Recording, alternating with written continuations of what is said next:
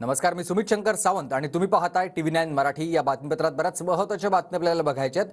आजची दिवसभरातली सगळ्यात महत्त्वाची बातमी आपण सुरुवातीला बघणार आहोत। अर्थमंत्री निर्मला सीतारामन थोड्याच वेळात अंतरिम अर्थसंकल्प सादर करणार आहेत। मोदी सरकारच्या दुसऱ्या टर्ममधील शेवटचा अर्थसंकल्प आहे।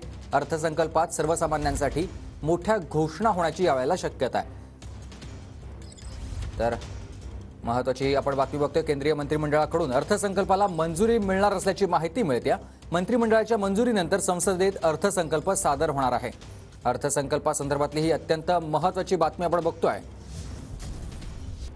अर्थसंकल्प आज निर्मला सीतारामन मांडणार आहेत। मोदी सरकारच्या दुसऱ्या टर्मचं हे शेवटचं अर्थसंकल्प आहे। अंतरिम अर्थसंकल्पाला राष्ट्रपतींची मंजुरी मिळालेली आहे। अत्यंत महत्त्वाची बातमी।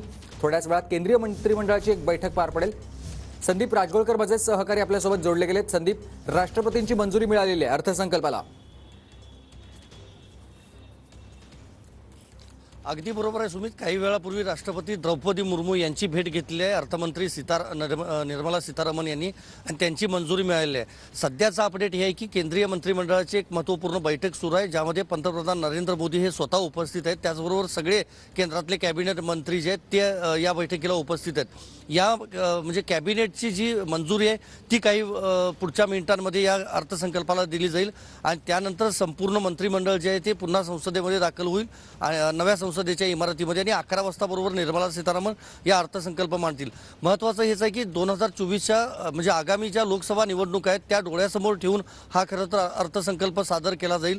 विरोधकांकडून काही प्रमाणामध्ये टीका करण्यात आलेली आहे आतापर्यंत, पण 11 नंतरच आपल्याला समजू शकेल व्यापारी, शेतकरी वर्ग असेल, सर्वसामान्य नागरिक असतील, वाहनधारक असतील, कारण इंधनाचं महत्त्वाचं आहे, रेल्वे असेल, अशा अनेक जी घटक आहेत किंवा अनेक जी क्षेत्र आहेत त्या सगळ्या बाबतीत काय दिला जातो हे बघणं महत्त्वाचं आहे। दुसरं, अंतरिम जरी असलं तरी हे बजेट निवडणुकीपूर्वी असल्यामुळं नक्कीच सर्वसामान्यांना दिलासा देणारं किंवा मतदारांना एक कॅच करण्याचा जो प्रयत्न आहे तो केंद्र सरकारकडून नक्कीच केला जाऊ शकतो। आणि निर्मला सीतारामन या खरं तर अनुभवी नेत्या आहेत। यापूर्वी देखील त्यांनी 4 वेळा अर्थसंकल्प जो आहे तो मांडलेला आहे। या पंचवार्षिक जो कालावधी होता केंद्र सरकारचा त्या कालावधीतलं हे शेवटचं बजेट असणार आहे। त्यामुळे या बजेटकडे संपूर्ण देशाचं तर लक्ष आहेच, मात्र नेमका काय दिला जातो हे बघणं महत्त्वाचं आहे।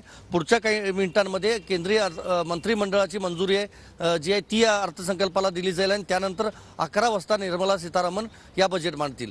नक्कीच धन्यवाद तुम्ही दिलेल्या सविस्तर माहितीसाठी। तर केंद्रीय मंत्रिमंडळाकडून अर्थसंकल्पाला मंजुरी मिळणार असल्याची माहिती मिळते। मंत्रिमंडळाच्या मंजुरीनंतर संसदेमध्ये अर्थसंकल्प सादर होणार आहे।